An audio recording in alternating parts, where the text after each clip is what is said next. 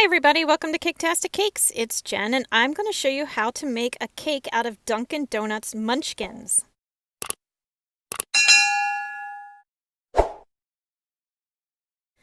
Okay, to make a cake out of Munchkins, I'm going to start by greasing my pan there that has the bottom that comes out. And I'm using Crisco to do it. I realize later you're going to see I used a piece of parchment paper in the bottom. Highly recommend it. It works so much better. But I greased it up and I started putting munchkins all over the bottom of the pan. And if it didn't fill in quite right, I cut one or two in half and then filled the gaps with that. But make sure if you're going to do this that you do a good circle on the outside and that you want a nice ring on the outside. I then made some icing, very basic icing. I used a cup and a half of powdered sugar, teaspoon of vanilla, and a couple shots of milk until I got it at the right consistency. I wanted it to be thin enough that I could kind of drizzle it like a really thick glaze.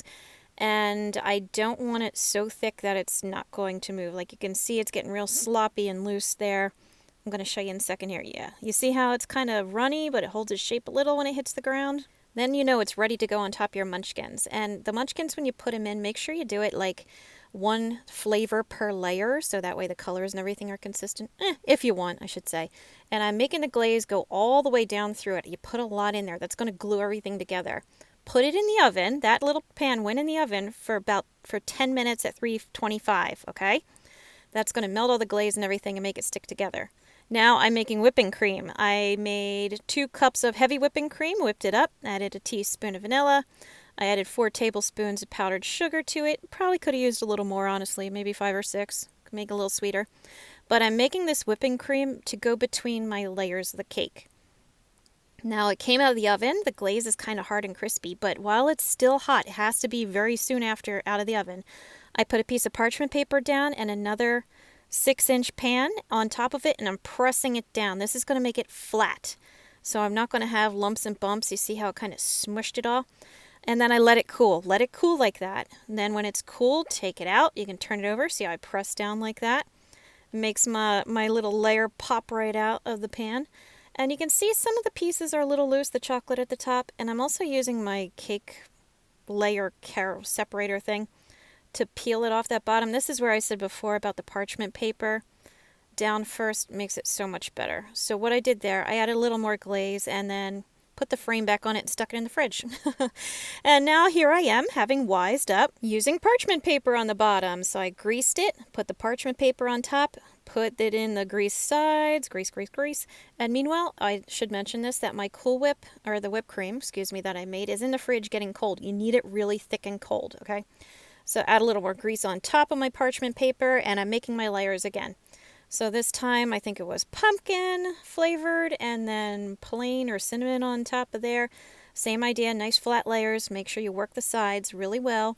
I made another batch of glaze. All of it goes in there. It's a lot of glaze, which is why also I went with whipped cream for in between the layers, because I figured it'd be less sweet than if I did straight up buttercream. Hindsight though, buttercream definitely would have held up better, it'd be stronger, but you know, we'll see in a minute. So after I get all the glaze in, make sure you run it down in the middle so it really sinks in there. Into the oven for 10 minutes at 325 again. It could even go a little bit shorter, but it seems to work. So here's my nice cold whipped cream, nice and thick and firm. I'm just using a piping bag and a star tip I had, a bigger one. I just filled in the center, made it kind of pretty. Now I am cutting up some strawberries. I am just taking the stems out of the top and turning them over because I'm going to decorate the top with it, as well as have some slices on the side. Okay, my other one came out of the oven. So there goes the parchment paper again, pressing it down and letting it sit to cool.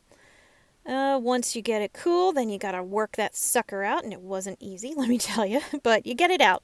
And once it's out, then you're gonna flip your cake over like before. Take that bottom piece off and wait, what's this? Look at this. Look how easy. Ah, right? Like magic. Let it set and cool and put that aside for now. Okay, now I'm adding some strawberries to the top because I just felt like I should for some reason. Now, once that whipped cream is nice and firm and cold, then you put your second layer on top. And you be very careful with it. Everything has to be cold. Otherwise, it's going to melt, it's going to slide, it's going to squish, whatever. Be careful. Or use buttercream. Now I'm putting some strawberry slices on the side, as you saw, just to make it kind of pretty. I got my whipped cream. I'm putting some pretty little swirls on top, big old dollops. And in the center of each of those is going to go a strawberry, and it's going to make it so pretty. And at this point you're like, okay, that's really cool, but why did you make this? Well, it was my son's birthday, and honestly, we're tired of cake. So thank you for watching this video. I hope you found it helpful. It was fun to try out and do. Please check out my other videos. I've got a lot out there. Please like and subscribe because it helps me out. And as always, thank you for watching Caketastic Cakes.